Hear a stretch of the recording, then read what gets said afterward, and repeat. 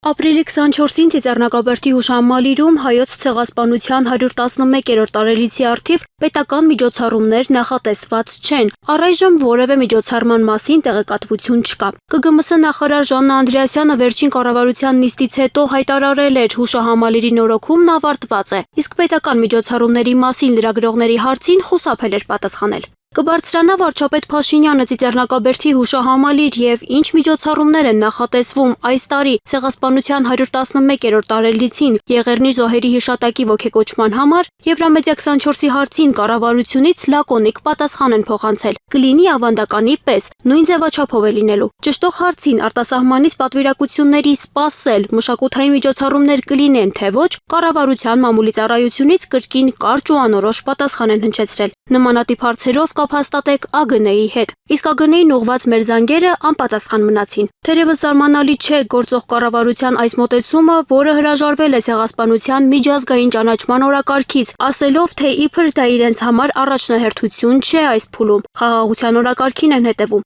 մեզ Օսմանյան կայսրության հետ հաշտեցման են տանում։ Հայաստանի իշխանությունների ամենատարբեր օղակների կողմից արդեն 2 տարի շարունակ զգուշորեն տանում են ցեղասպանության ժխտման քաղաքականություն։ Մեկ կասկածի տակ էր դրվում Եղեռնի ոճրագործության 1.5 միլիոն զոհերի թիվը, Ազգային ժողովի պաշտպանության անվտանգության հարցերի հանձնաժողովի նախագահ Անդրանիկ Քոչարյանն անվանական ցուցակ էր պահանջում, մեկ էլ վարչապետ Փաշինյանն էր քննադատում զոհերին, այդ ժամանակաշրջանի հայկական քաղաքականությունը ու նպաստում թուրքական ու ադրբեջանական նարատիվների ամրացնելուն։ Եվ ինչպես ենք մենք դա ընկալել, ում միջոցով ենք ընկալել։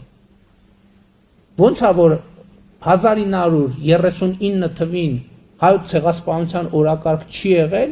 եւ ոնց է որ 1950 թվին հայոց ցեղասպանության օրակարգ հայտնվել է։ Ոնց է եղել, ես մենք պետք է հասկանանք, թե չպետք է հասկանանք։ Ես ուզում եմ որպեսզի այդ ազգանունները արձանագրվեն։ Որը կարող է 1.5 միլիոնի կարող ավելի շատ է կամ քիչ է։ Մինչև հիմա մեր երկիրը ինչի այդ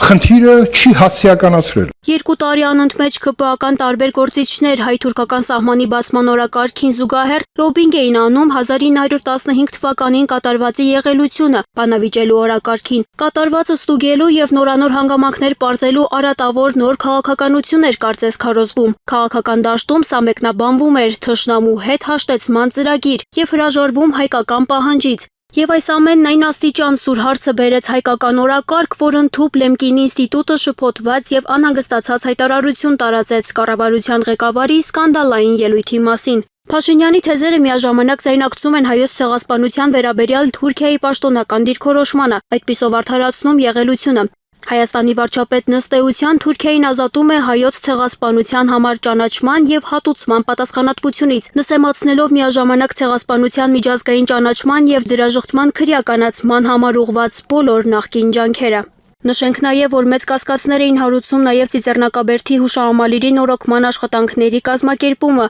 բայց այսօր ավարտված են միայն հուշահամալիրի բարեկարգման առաջին փուլի աշխատանքները։ 2024-ից մեկնարկած հուշահամալիրի վերանորոգման ու բարեկարգման ծրագրի ընդհանուր արժեքը կազմում է 973 միլիոն 736 հազար դրամ։ Սիլվի Մուրադյան, Եվրամեդիա 24։